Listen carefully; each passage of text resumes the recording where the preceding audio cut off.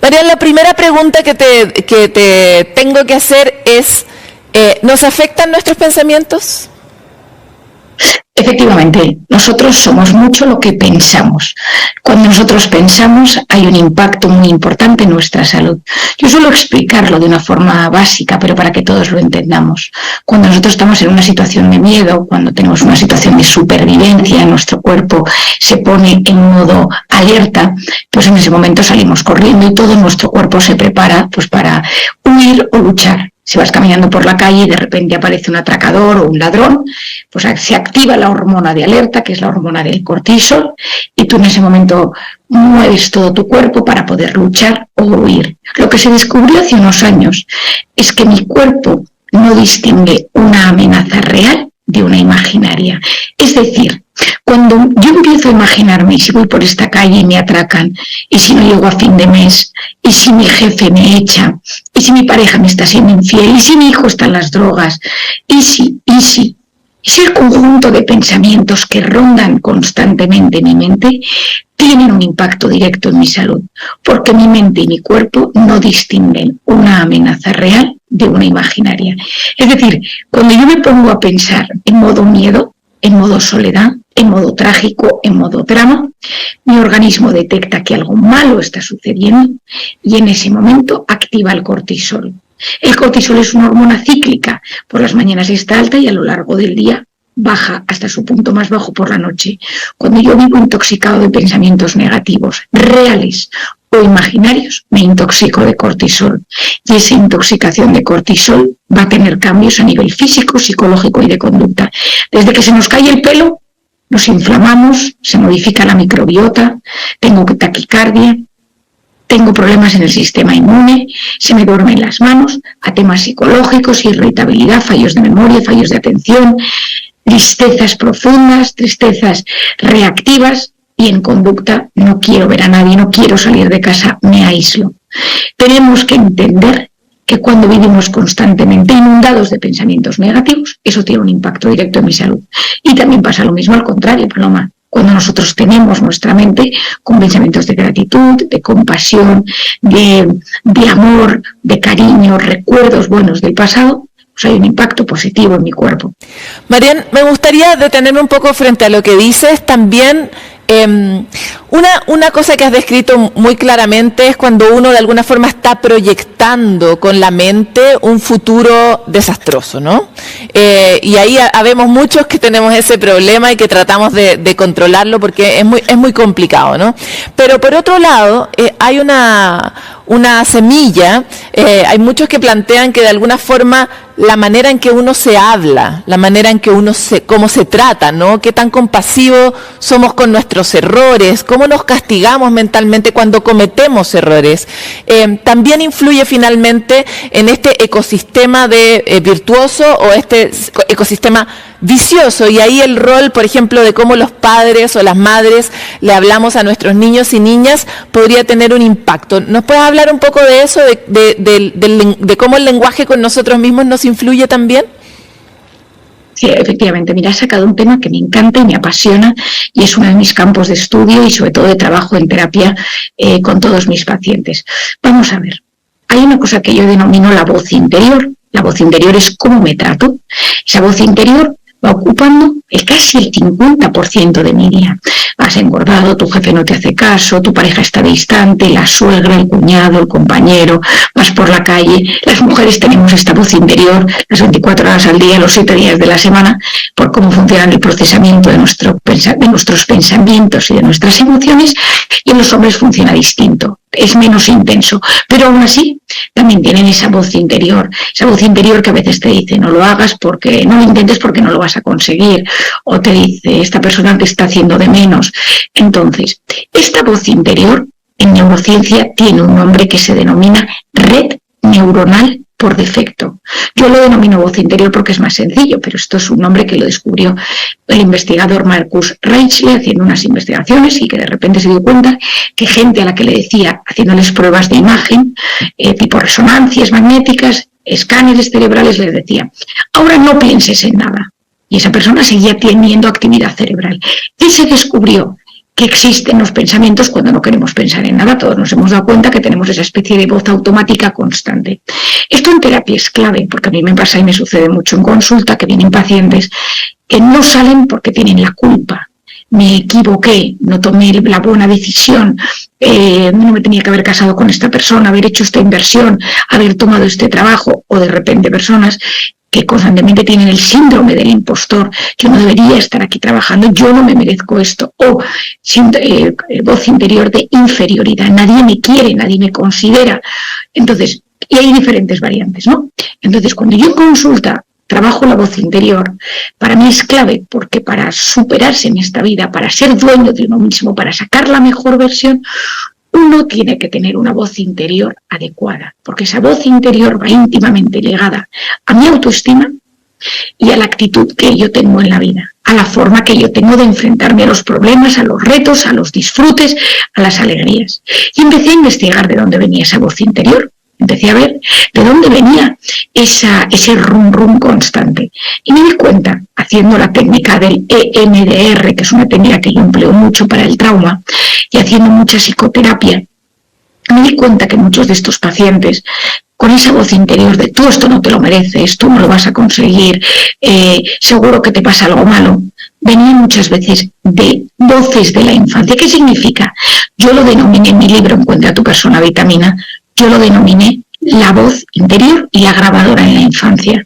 E hice una hipótesis psicológica, que no es neurocientífica, sino que es psicológica, en la cual yo explico que cuando un bebé nace es como si le metieran un microchip en blanco en el cerebro. En ese microchip se van grabando muchísimas cosas que le van sucediendo. Hay una parte que viene con los genes, hay una parte que viene con la propia evolución del ser humano y hay una tercera parte que viene con lo adquirido. En esa parte adquirida hay un factor súper importante, si hay padres que me están escuchando o educadores, me interesa muchísimo que lo entiendan. ¿Cómo hablan mis padres entre ellos o mis figuras de cuidadores entre ellos?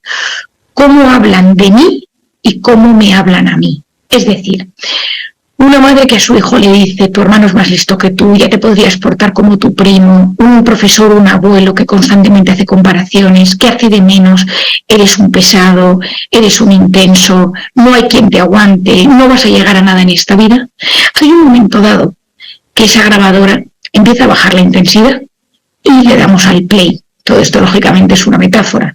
Y esa voz interior vuelve.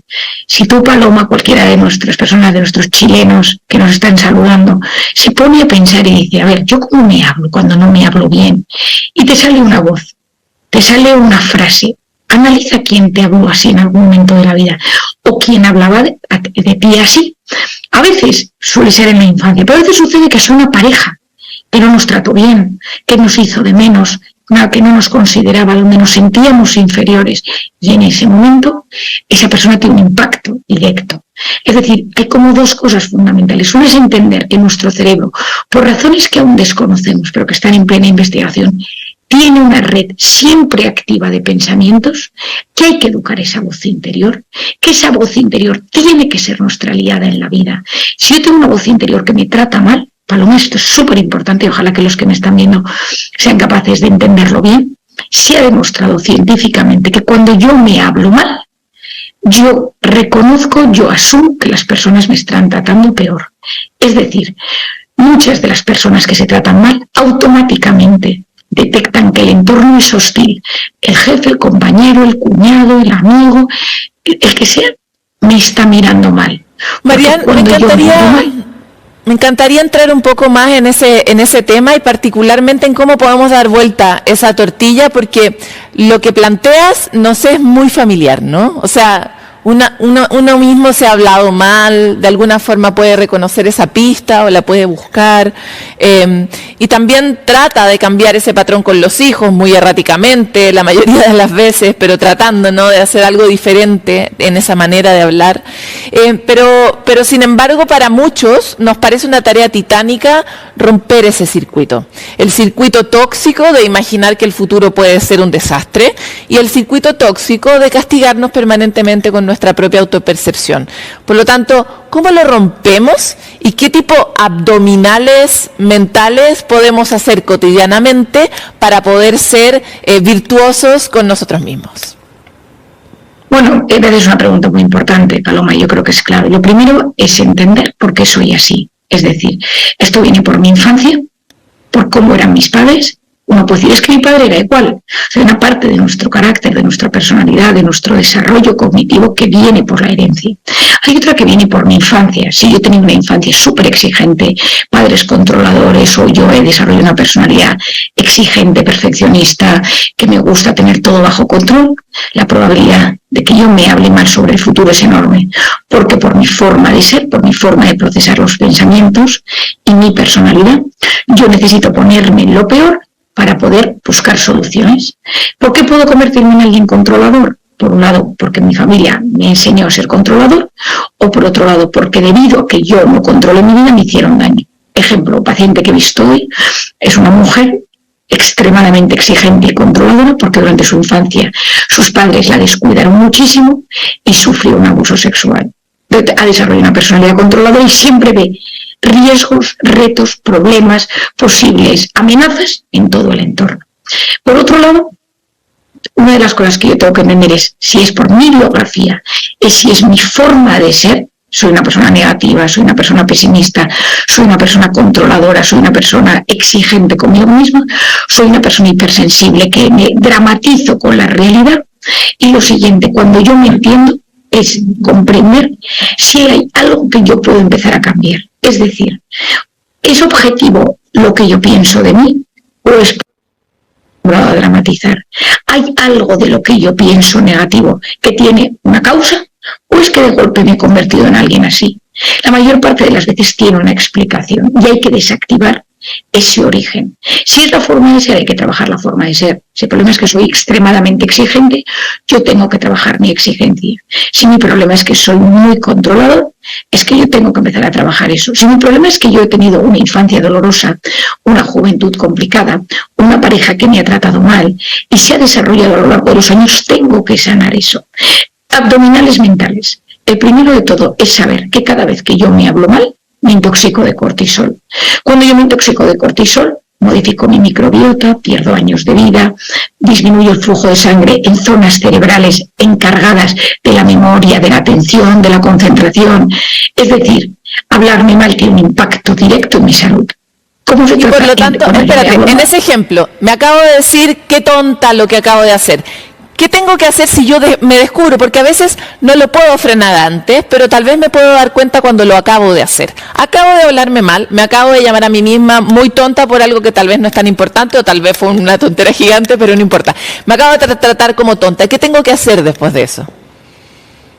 En ese momento lo primero que tienes que pensar es si decir que tonta soy tiene un impacto directo en ti, es decir, te está afectando, o es un comentario que hace superficial, es decir, uno se puede tropezar por la calle y decir la verdad es que soy un torpe, o de repente uno enfadarse con uno mismo y decir es que lo tuyo es terrible, es que no puedes ni salir a la calle. A veces nos decimos cosas que nos llegan al alma, nos llegan al más profundo de nuestra médula y a veces nos los decimos como una reacción casi de supervivencia, casi un automatismo, ¿no?